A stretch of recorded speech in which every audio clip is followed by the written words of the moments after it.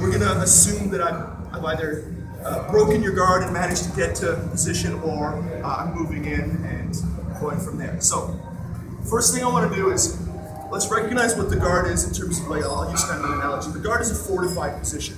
So if someone's got their guard set up, they've got posture, structure, and base, their defenses are set. Their main weapon at this point is going to be their hands. So the way the guard works is, if he gets grips on me, he can now, if he sets a counterpoint with his foot, let's say on my hip, or a De La Riva hook, whatever he wants to use, you notice now my posture is broken, my structure is separated, there's no way to guard pass from here. So we want to just understand what is the goal of the guard player and simply deny it to him as we enter. So the first stage is always going to be, I want to engage his hands. Before I step in, I don't want to just like, all right, get grips, because as soon as I get grips, he gets grips, and now we're playing this game of who's maybe a little bit better with grip strength. And if I don't have good answers for a specific type of guard, I get into trouble.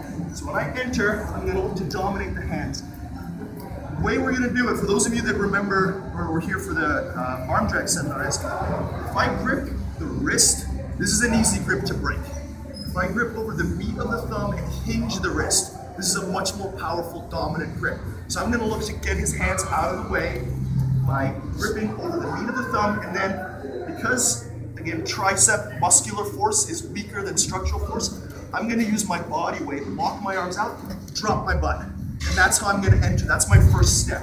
I'm breaking down this lever so that I can either, depending on what sort of passing I do, step in and push him out of base and get to his hip and the lever to the hip. That's sort of my first entry point. Is if I can get his arms out of the way, knock him out of base, and then immediately follow up, connecting my knees to my elbows. Knee-elbow connection is another thing we're going to talk about in a little bit. I want to get to here.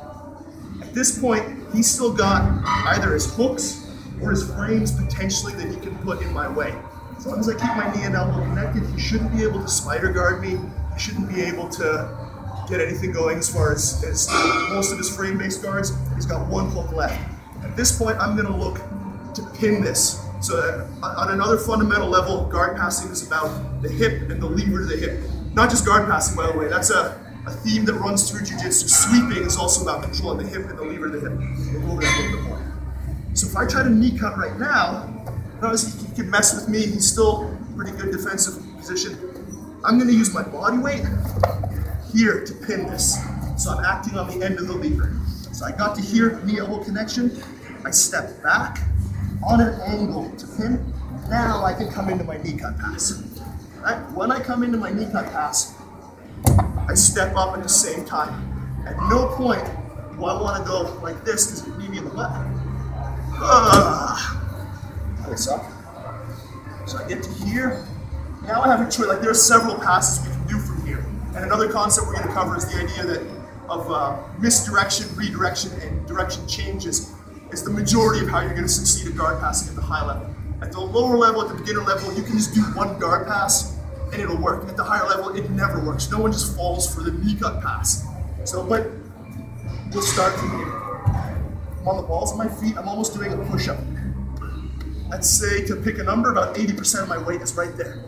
Even if you're significantly lighter than your partner, you should be able to keep their leg pinned so that they cannot raise it off the ground. Once I've achieved this, I've isolated the hip and levered the hip, I step up and knee cut.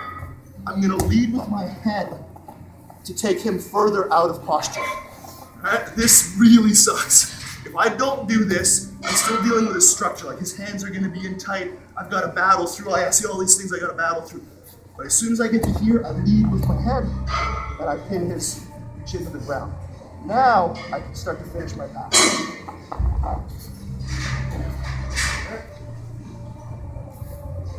One more time. I enter with my knee elbow connection.